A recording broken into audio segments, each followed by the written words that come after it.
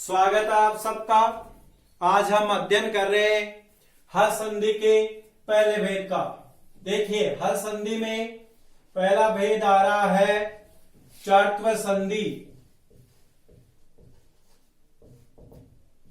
देखिए, जिस प्रकार से हमने स्वर संधि में स्वर संधि के भेदों को पढ़ा और भेदों के नाम के आगे ही हमने पहचान बताई, उसी प्रकार से हर संधि के अंतर्गत भी हम जो भेद पढ़ेंगे उसी के आगे उस भेद की पहचान भी बताएंगे, जिससे कि संधि को समझने में आसानी हो। देखिए, इस संधि का पता कैसे चले संधि पद में कि चर्त्व संधि है। एक सीधी सी बात है कि इसके अंतर्गत वर्ग का प्रथम वर्ण जो भी संधि पद होगा उसके अंतर्गत वर्ग का प्रथम वर्ण होगा। अब देखिए, इसको भी हम अपने ही तरीके से एक सरल नियम में समझते हैं और देखिए, जो वो सरल नियम है इस प्रकार से है।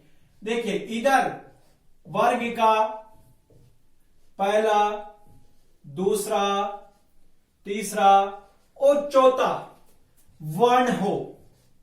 इधर क्या हो? वर्ग का पहला, दूसरा, तीसरा और चौथा वर्ण हो और प्लस के बाद में वर्ग का पहला, दूसरा वर्ण हो। वर्ग का पहला व दूसरा वर्ण तथा तीनों से हो तो अब देखिए, यहीं पे इन सबके स्थान पे पहला, दूसरा, तीसरा, चौथा जो भी वर्ण आए उसके स्थान पे उसी वर्ग का पहला वर्ण हो जाता है। उसी वर्ग का देखिए पहला वर्ण। अब वर्ग कौन कौन से हुए? कवर्ग, चवर्ग, टवर्ग, तवर्ग और पवर्ग, जो हमने पहले वाली कक्षा में समझा भी है। अब देखिए, कवर का पहला वर्ण कौन सा हो गया? क। अब देखिए, हल संधि पढ़ रहे हैं तो निश्चित है यहां पे हल ही होगा और उसी को आदेश अगर हम करेंगे उसकी जगह पे वह भी हल ही होगा। अगर चवर्ग आएगा तो चवर्ग में च हो जाएगा, टवर्ग में ट हो जाएगा, तवर्ग में त हो जाएगा और पवर्ग में प हो जाता है। तो आप यहीं से याद रखें, उसी वर्ग का पहला वर्ण हो जाता है। इस प्रकार से यह हमारा नियम हो गया है। अब देखिए, इसके अंतर्गत भी मैं देखिए यहां पे एक अंदर ले रहा हूं बॉक्स के अंदर 3 को।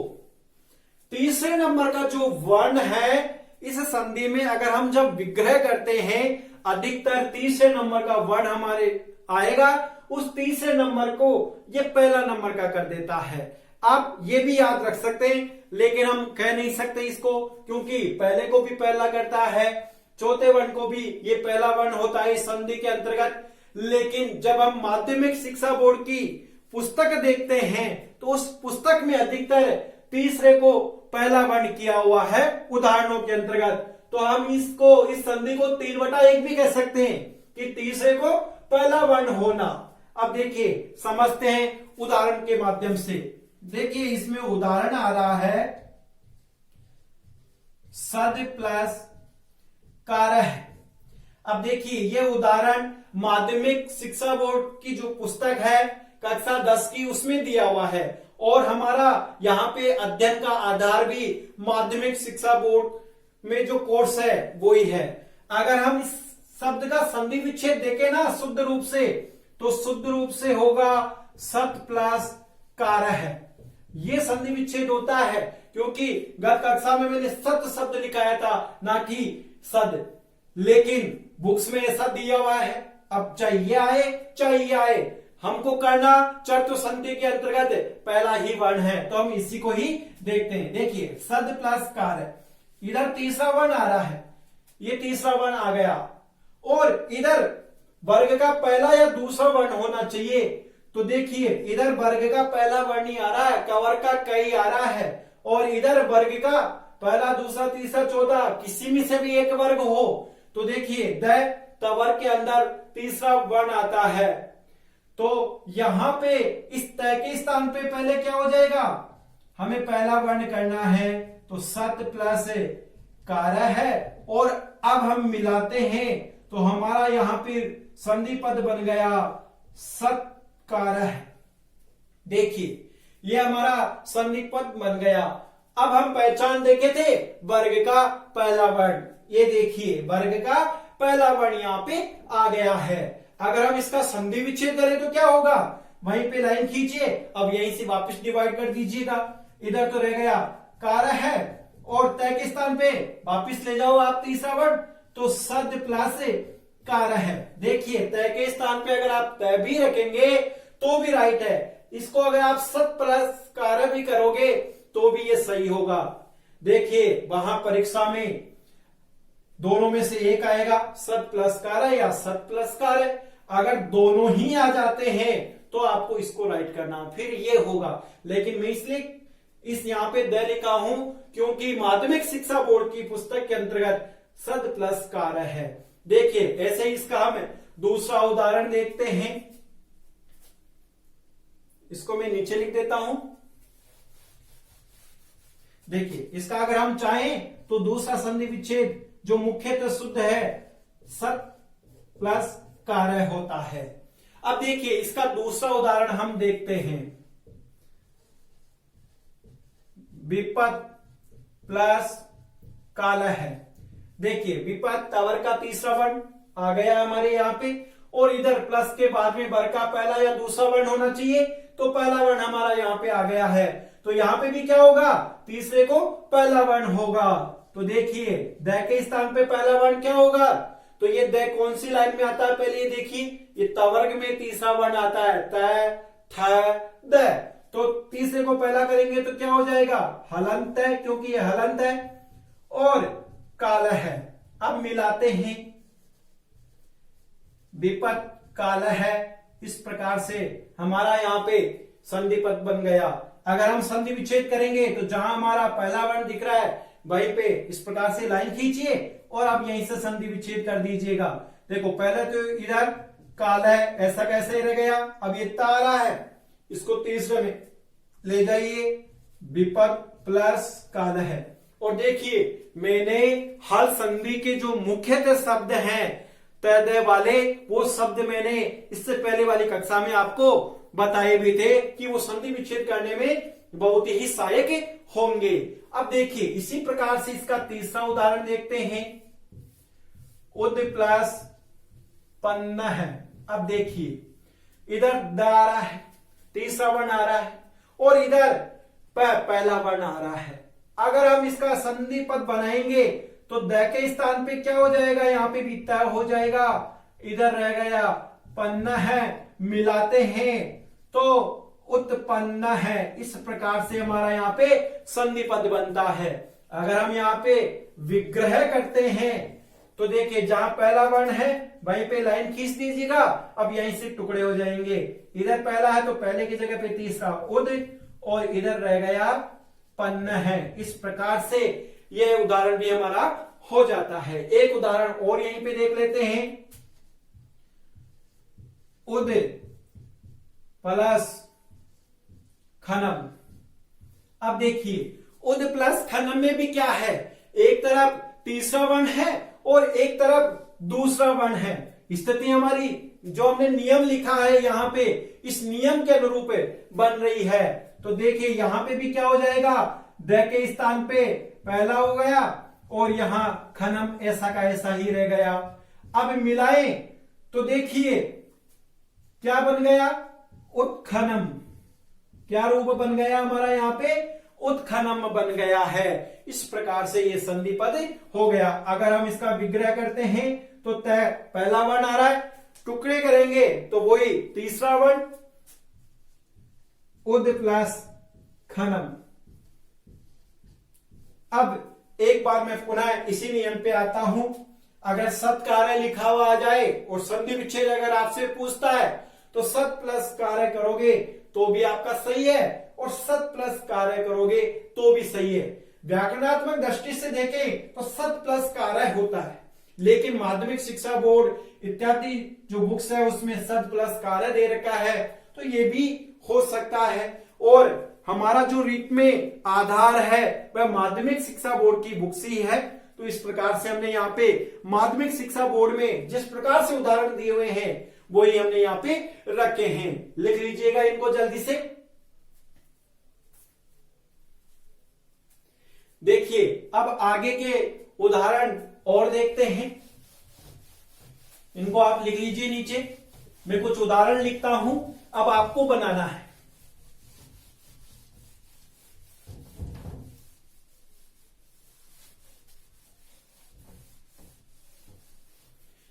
देखिएगा आगे के उदाहरण आपको बनाने हैं।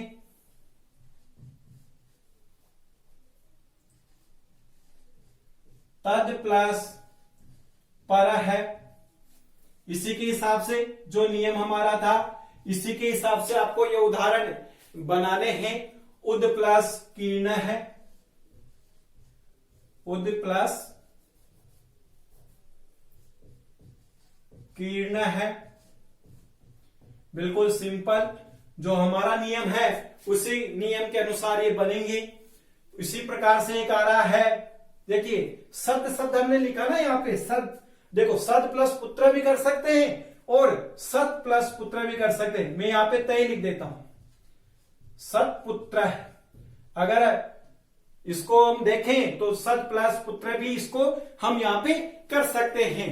और चलो पहले तीन ही बनाइए, ऊपर के नीचे के मैं रफ कर देता हूं, इनको बनाइएगा।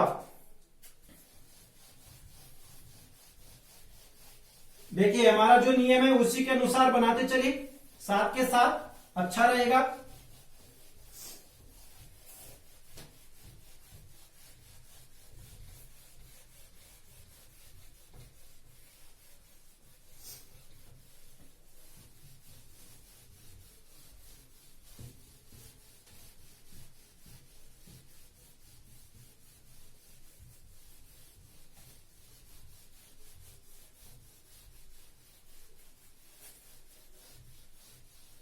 अब देखिएगा यहीं पे हम बना लेते हैं तत् प्लस पर है, तीसरा वर्ण है तो इसकी जगह पे पहला हो जाएगा तत् प्लस पर है और रूप बनाएंगे तो तत्पर है। इस प्रकार से हमारा संधि पद बनेगा। अगर विग्रह करेंगे तो जहां पहला वर्ण है वहीं से हमें टुकड़ा करना है, इधर तो पर रह गया, ऐसा कैसा ही तय हलंत है तो इसका तीसरा वर्ण क्या हो गया, द हो गया है, तद प्लस पर हो गया। उसी प्रकार से उद प्लस कीर्ण है। देखिए यहाँ पे पहला और दूसरा वर्ण होना चाहिए था, पहला वर्ण हमारा आ रहा है, इधर तीसरा आ रहा है तो यहाँ पे भी द के स्थान पे क्या हो जाएगा, पहला वर्ण हो गया है और इधर क्या रह गया, कीर्ण है। अब हम मिलाते हैं तो हमारा यहाँ पे संधि पद बन गया है उत्कीर्ण है। अगर इसका हम संधि विच्छेद करते हैं तो देखिए जहां पे पहला वर्ण है वहीं पे हमें लाइन नीचे खींचनी है, अब यहीं से टुकड़े कर दो। यहां पे हो गया है कीर्ण है और इधर हो गया तय आ रहा है पहला वर्ण, इसको तीसरे में ले जाइए, उद प्लस कीर्ण है हो गया है। अब देखिए मान लो संधि विच्छेद में सत प्लस पुत्र दे दे तो वही पहले को पहला ही होगा। अगर मान लो तीसरा वर्ण दे देता है सत प्लस पुत्र ऐसा दे देता है तो तय को तय कर दो, सीधी सीधी सी बात, दोनों को एक हिसाब से देख लेते हैं।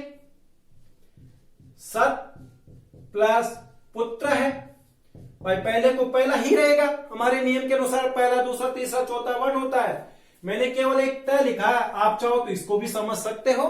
सत प्लस पुत्र है, देखो क्या हो गया, पहला यहाँ पे वर्ण हो गया है और मिलाएंगे तो क्या हो जाएगा, सत पुत्र हो जाएगा। ये हमारा यहां पे संधि रूप बन गया और टुकड़े करेंगे तो अब आप चाहे सत प्लस पुत्र कर दो तो भी सही है, और अगर सद प्लस पुत्र अगर वहां पे दिया हुआ है तो भी सही है। अगर व्याकरणात्मक दृष्टि से देखें तो ये ऊपर वाला सही है, लेकिन वहां पे अगर मान लो चार ऑप्शन में से सट प्लस पुत्र नहीं आकर के सट प्लस पुत्र आ जाए तो हमें ये करना है। अब देखिए एक ऐसा एक महत्वपूर्ण उदाहरण है, जगत प्लस कार्यम। अब देखिए इसका संधि विच्छेद ऐसे भी दे सकता है, जगत प्लस कार्यम, अब वहां पे कैसे भी आ सकता है। अब देखिए मैंने जगत ही क्यों लिखा, क्योंकि जब हम आगे जसत्व संधि पढ़ेंगे तो वहां जगदीश एक शब्द आएगा, उस जगदीश का जब हम संधि विच्छेद करेंगे तो जगत प्लस ईश करेंगे, तो वहां पे जब हम तय कर रहे हैं तो फिर यहां पे क्यों नहीं। लेकिन देखिए कि अगर तीसरा वर्ण आए तो भी वही बात है, पहला वर्ण आए तो भी वही बात है। तो देखिए क्या हो जाएगा, यहाँ पे पहला वर्ण आ रहा है, इधर भी पहला आ रहा है, तो पहले को क्या हो जाएगा, पहला वर्ण ही हो जाएगा। तो हमारा इधर जगत, इधर बन गया कार्यम ऐसा कैसा ही, और मिलाते हैं तो क्या बन गया, जगत कार्यम बन गया है। और ऐसे ही एक उदाहरण और दिया हुआ है, संपद प्लस समय, संपद प्लस समय है। अब देखिए देखो क्या हो जाएगा, यहां पे पहला वर्ण हो जाएगा क्योंकि इधर तीसरा वर्ण आ रहा है और इधर स। उधर बताया था नियम में कि प्लस से पहले पहला दूसरा तीसरा चौथा वर्ण हो, और प्लस के बाद में वर्ग का पहला या दूसरा वर्ण या तीनों स हो, तीनों में से कोई सा भी स हो तो इधर वाले को पहला दूसरा तीसरा चौथा जो भी वर्ण हो उसके स्थान पे पहला वर्ण हो जाता है। तो इधर तीसरा आ रहा है तो पहला हो जाएगा। तो उदाहरण हो गया संपद प्लस समय है। इस प्रकार से ये हमारा बना। अब मिला लेते हैं, संपद समय है, ये हमारा संधि पद बन गया है। अगर इसका विग्रह करते हैं तो जहां पे तलंत वहीं पे टुकड़े हो जाएंगे, तो त के स्थान पे तीसरा वर्ण द हो गया, संपद प्लस समय। इस प्रकार से ये हमारा संधि विच्छेद हो गया है। देखिए मैं फिर आ रहा हूं, जगत कार्यम अगर दिया हुआ शब्द हो और अगर इसका विग्रह पूछता है तो आप इसका विग्रह जगत प्लस कार्यम भी कर सकते हैं, और अगर वहां जगत का प्लस कार्यम नहीं दिया हुआ है तो निश्चित है जगत प्लस कार्यम होगा। व्याकरणात्मक दृष्टि से अगर हम देखते हैं तो यही शुद्ध रूप होता है, लेकिन ऑप्शन में तीसरा वर्ण भी दे सकते हैं। इस प्रकार से यहाँ पे कुछ उदाहरण हो गए हैं, लिख लीजिएगा इनको ही। कुछ उदाहरण ऐसे भी हैं जहां पे चौथे वर्ण को पहला वर्ण होता है। पहले इनको लिख लो जल्दी से, मैं इनको रफ कर देता हूं, अब आगे के भी देखते हैं।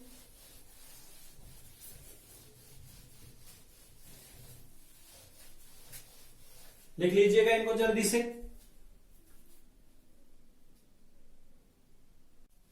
अब देखिए चौथे के स्थान पे पहला वर्ण होता है, कुछ उदाहरण हम वो भी देख लेते हैं। अब देखिए चौथे के स्थान पे कौन सा वर्ण कर रहे हैं, पहला कर रहे हैं। इसके उदाहरण में अलग से ही लिखा रहा हूं, ज्यादा इंपॉर्टेंट तो नहीं है, लेकिन कभी कभी पूछ लेता है, इसलिए हम ध्यान के लिए इनको पढ़ रहे हैं। देखिए उदाहरण आ रहा है लिव प्लस सा। अब देखिए नियम के अनुसार पहला दूसरा तीसरा चौथा वर्ण हो प्लस के इधर, और प्लस के बाद में वर्ग का पहला या दूसरा वर्ण हो या फिर तीनों स में से एक स हो, तो इधर वाले पहले दूसरा तीसरा और चौथा वर्ण है उसके स्थान पे पहला वर्ण हो जाता है। तो इधर चौथा वर्ण आ रहा है, इधर सा आ रहा है, तो इस भय के स्थान पे क्या हो जाएगा। अब देखिए भय किसके अंतर्गत आता है, अगर हम देखते हैं भय को तो ये पवर का चौथा वर्ण है, तो भय के स्थान पे पहला वर्ण क्या हो जाएगा, प हो जाएगा, क्योंकि पवर का है, और इधर रह गया सा, और मिलाते हैं तो हमारा संधि पद बन गया लिप्सा। टुकड़े करेंगे तो जहां पहला वर्ण है वहीं से, इधर तो पहला वर्ण आ रहा है, इसके स्थान पे क्या हो जाएगा, चौथा वर्ण लिप, और इधर रह गया हमारा सा। इस प्रकार से हो गया। और इसका दूसरा उदाहरण भी देख लेते हैं, समिद प्लस सु। देखिए स इधर भी आ रहा है, चौथा वर्ण इधर भी आ रहा है, नियम के अनुरूप आ रहा है। अब ये ध कौन से वर्ग का है ये हमें पता होना चाहिए। अगर हम ध को देखते हैं तो त वाली तवर्ग जो लाइन है, तवर्ग के अंदर त, थ, द और ध चौथे नंबर का आता है। तो इसको पहला कर देंगे तवर्ग में, समित प्लस सु, मिलाते हैं तो हमारा यहां पे संधि पद बन जाता है समित सु। इस प्रकार से अगर हम इसका विग्रह करते हैं तो जहां पे ये तय में दिखाई दे रहा है पहला वर्ण, वहीं से टुकड़ा करो तो इधर तो रह गया सु, और ये पहला है इसी को फोर्थ अक्षर में भेज दो, समित प्लस सु। इस प्रकार से बन गया है। एक माध्यमिक शिक्षा बोर्ड की पुस्तक में एक उदाहरण और है, और वह उदाहरण है ककुभ प्लस प्रांत है। इस प्रकार से है, देखिए प्रांत है पहला वर्ण, वर्ग का पहला वर्ण आ रहा है, इधर भय वर्ग का चौथा वर्ण आ रहा है, तो इसको क्या हो जाएगा, इस भय के स्थान पे क्या हो जाएगा, वर्ग का पहला वर्ण हो जाएगा। ककुभ प्लस प्रांत है। अब हम मिलाए, सॉरी पहला वर्ण करना ना भय को, तो भय पावर के अंतर्गत आता है। तो यहां पे भी हमने देखा ना लिप्सा में, तो ककुभ प्लस प्रांत हो गया। अब मिलाएंगे तो क्या हो जाएगा, ये ककुभ प्रांत है। इस प्रकार से संधि पद बना। जब हम संधि विच्छेद करें तो जहां पहला वर्ण है वहीं पे लाइन खींचेगा, क्योंकि हल ये है तो यहीं से टुकड़ा इसका हो रहा है। इधर तो प्रांत है ऐसा का ऐसा ही निकल गया, और पै के स्थान पे चौथा वर्ण क्या हो गया, वह हो गया है ककुभ प्लस प्रांत। इस प्रकार से ये हमारे चतुर संधि के जितने भी महत्वपूर्ण उदाहरण थे वो हमने यहां पे लिख लिए हैं। अब मैं पुनः एक बात कह देता हूं, चतुर संधि का जो नियम है वो क्या है, प्लस से पहले वर्ग का पहला, दूसरा, तीसरा और चौथा वर्ण होना चाहिए, और प्लस के बाद में वर्ग का पहला, दूसरा वर्ण आए या तीनों से आए, तो प्लस से पहले जितने भी वर्ण आ रहे हैं वर्ग के, उनके स्थान पे उसी वर्ग का पहला वर्ण हो जाता है। आप मुख्य रूप से संधि को 3/1 भी याद रख सकते हैं। तीसरे के स्थान पे पहला वर्ण होता है, अधिकतर इसमें तीसरे के स्थान पे पहला वर्ण होता है, यही उदाहरण आते हैं। लेकिन हमने देखा पहला वर्ण करके भी देखा है, कुछ ये 3 उदाहरण हम चौथे वर्ण के भी पढ़े हैं, अधिकतर हमने तीसरे वर्ण के उदाहरण पढ़े हैं। इस प्रकार से हमारी ये चतुर संधि हो गई है।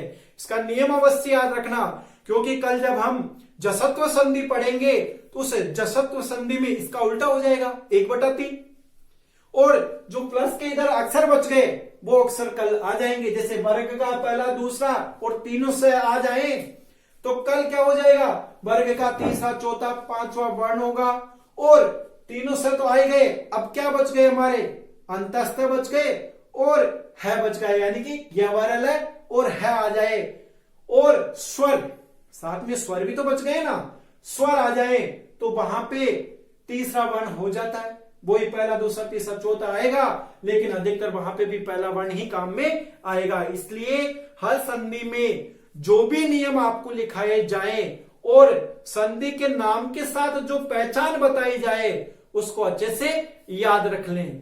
धन्यवाद।